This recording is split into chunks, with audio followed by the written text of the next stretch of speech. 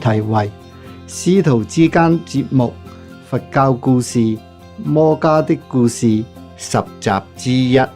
2015年9月12日，以英語開示於法國。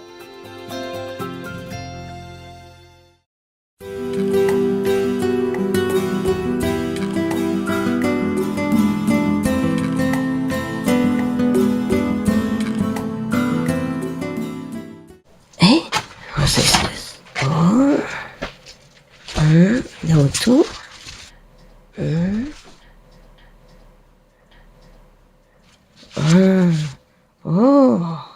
Somebody give me more or something? I didn't see all this before. It's very good. That means you have a lot of story. Okay, thank you whoever does. Oh, there you go. Today we have spoken about the sixth perfection and the power of the Buddha, who can control the minds of our beings. Control but not dictate. So you can see some of you still very fresh with me still, huh? You can express your opinion, but mostly it's wrong opinion. Anyway. But you will ask me why the Buddha cannot control some of them, like Devadatta, his cousin who always tried to harm him, or others like heretic people, a group outside of his group, and others who contradicted him or went against him, or tried to harm him in different way. You ask me like that, right? You would, huh? You don't dare, I know, but I asked for you because we don't have Anand here. That's the problem. In order to ask good question, you also need to have a good level of consciousness, no? Yeah. Anand, even though in the Buddhist Sutra it says that he did not get fully enlightened until after Buddha Nirvana, yeah. But he has his Buddha hurt inside him, hidden somewhere. That's why he probably subconsciously he wanted to hide or to delay his enlightenment, a complete enlightenment until the Buddha Nirvana, so that he can concentrate on the task of serving the Buddha. It's a kind of offering, sacrifice inside. Otherwise, if he's too enlightened, like Sariputra or Maudagalayana or Mahakassapa, for example, then they would go all over, to deliver other beings. They would concentrate more on the task of saving other beings instead of serving the Buddha so humbly, devotedly, and loyally. No, don't you think so? Yeah. Different mission, different task. I guess that's what it was. Yeah. Otherwise, how come the Buddha just entered Nirvana and the Sangha kicked him out because he's not enlightened enough? And then he went sit in the forest just a day or two, enlightened. Isn't that miraculous? Yeah. And remember every word that he heard in the Buddhist assembly, when the Buddha was still alive. Therefore, I suspected, that he did that on purpose. Not consciously, but like in his mind, in his soul, he wanted to delay his enlightenment. I suspected. Yeah, I think it's correct, no? Don't you think so? Yeah. You see, so the Buddha can only help, to train, not really control, but to train the mind and the body of whomever entrusted himself to him, to the Buddha. So the Buddha even also did not, will not want to interfere in humans' free will. Otherwise, so much power, he could change the whole world. But it's not to do that. Human beings or other beings on the planet has to evolve, naturally. It's better that way. Number one. Number two, if the Buddha wants to save all of them, then he has to reincarnate again. Remember what I told you before? to go through a lot of suffering again, sacrifice again, to have affinity with them, then he can deliver them. I wish the Buddha take a rest. It's too much work, too much sacrifice, so many aeons of time in order to save, just some people. This is really incredible. Incredible. All these stories that I told you, this is incredible. But that is just him. I don't hear that Sariputra had to do that. And poof, like that, he just went to Nirvana. Become a Buddha and also enter Nirvana, mean freedom forever. Nirvana mean a state of desirelessness, of, never die, never leave, never come, never go, nothing happen. Yeah. So Sariputra obviously had, had a relationship with Buddha before, according to the story we heard. But nevertheless, he never had to sacrifice so much to attain Nirvana. So a Buddha is something else, Yeah, Sariputra can attain some enlightenment and can attain Nirvana, okay. But he probably did not have the power that the Buddha has. Yeah, because the Buddha has to sacrifice a lot of millions, billions, trillions of lifetime in order to accumulate all this merit and power that goes with it. You see, Sariputra can attain Nirvana, can attain complete enlightenment, okay, but doesn't have all this compassion, doesn't have all this power to save other beings like the Buddha did. Remember, he even denied one of the person who wanted to become a monk because he's too old.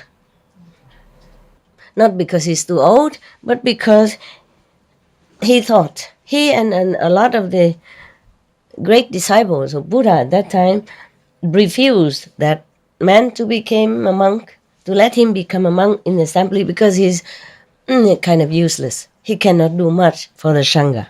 He cannot help even 1/3 of whatever work that is required. I thought we are monk doing nothing. I thought if we became monk meaning doing nothing, no? Even at the Buddha time has to do work. You hear that? Yeah, the Buddha did not say that. And other monks did not say that. And in the Sutra did not say, okay, you become monk, but you must work. They did not even say what work. But through some of this leaking story, this is what you say, Sutra leak. we have seen that, the monks has to work. Probably cleaning the yard, sweeping the cave, or preparing the assembly area, yeah, or assigning, like who sit where and how many people. Why are you laughing? So familiar. But these are not monks who are doing it. It's you guys doing it yourself differently, But still, probably at that time the Buddha doesn't have lay people around, So when the lay followers come, they just sit, and listen, and then they bow and withdrew. Every story I heard that people respectfully bowed to the Buddha and then went home. So I guess they cannot stay because Buddha doesn't have house. And even people, they excuse me, this is for my throat, my sore throat and cough. I took a lot of medicine. Oh God, more medicine than food these few days. That's what I don't like about being sick. Okay, you lost your enthusiasm, lost appetite. Eat very less and take a lot of medicine. And it's sometimes ruin your body resistance. But I could sit there and heal myself and all that, but it takes forever and then I won't see you. So I take the shortcut. Quickie, recover in 2-3 days. And then I can come out, happily smiling, talk to you, and then you're happy. Just 1 or 2 days I didn't come out. People make a lot of noise, trying to get attention and all kind of trouble. Like children, What? Mom! why you don't come out? I want this, I want that. Ah, God. These are old children, big children, adult children. All right. So the people, like Prince Kida and the noble and rich men in different countries, they did build ashram for the Buddha and for the monk. And they make some small meditation stupa or some resting place, with cover, roof and wall so that they don't get wet in rainy season. I don't get cold in summer. Yeah, they did build them.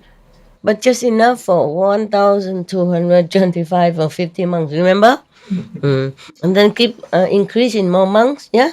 So maybe 1,260, 1,300, yeah, or 500. And that's max. And if the lay people stay there, they had nowhere to stay. And nobody cook for them like we do here. Nah? That's a good business. I like. Everybody come, listen to the Buddha, and then bow respectfully, went home. Very wonderful. No need to worry about where they sit, where they sleep, whether they cold or not cold, and how much you have to cook every day. Buy food and store food and cook food and eat food and digest food and then worry about the rest of the food after. Oh man, it's too much. No wonder they call the American, they call the toilet the restroom. The rest of anything there. The restroom. Wow. Now I understand. The restroom. Okay.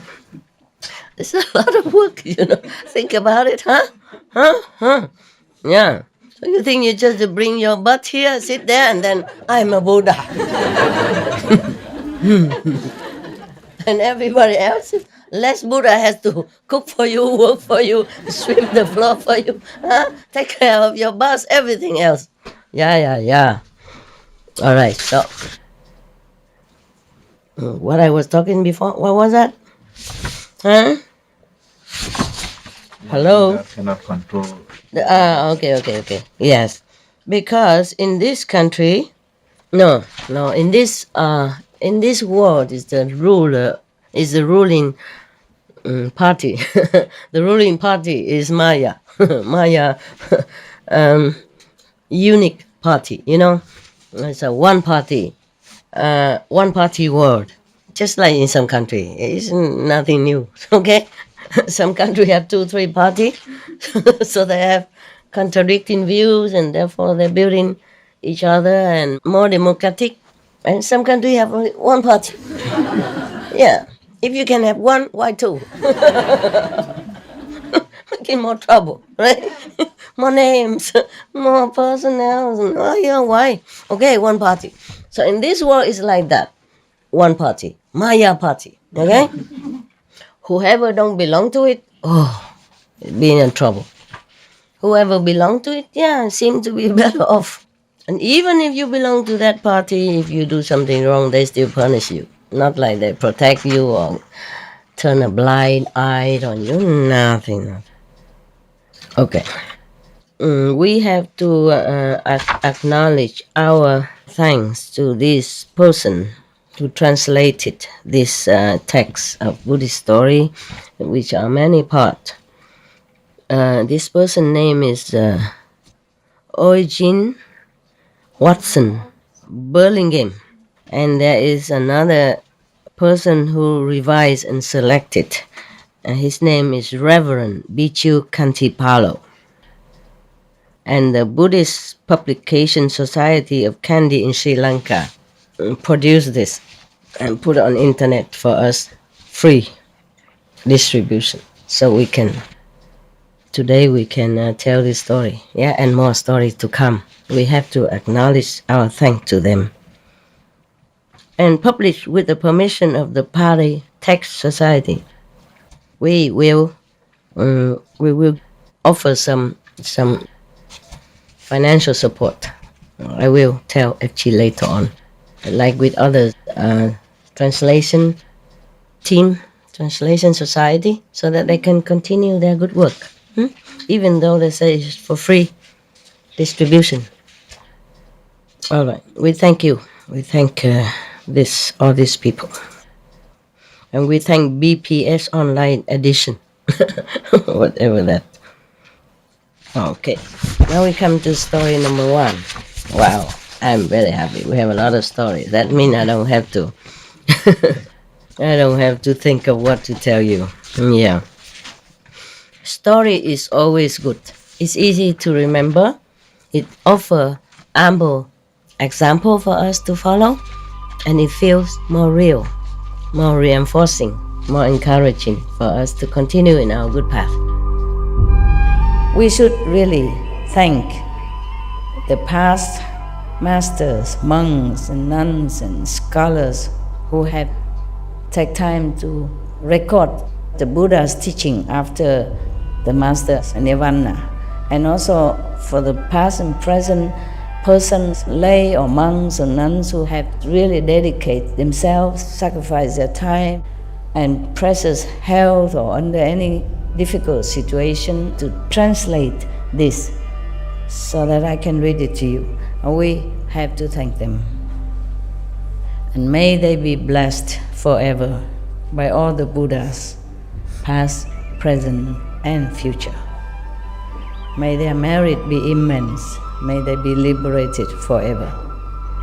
Thank you.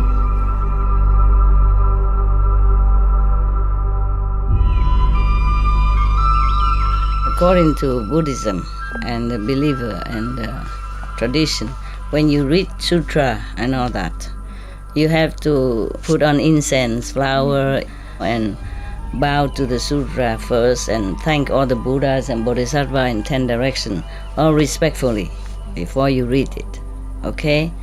And then you cover the sutra also with silk or beautiful cloth, and I just make it more popular, yeah, more easy, simple. And I apologize to all the Buddha. I say if I done something wrong, according to the tradition, my heart is full of respect.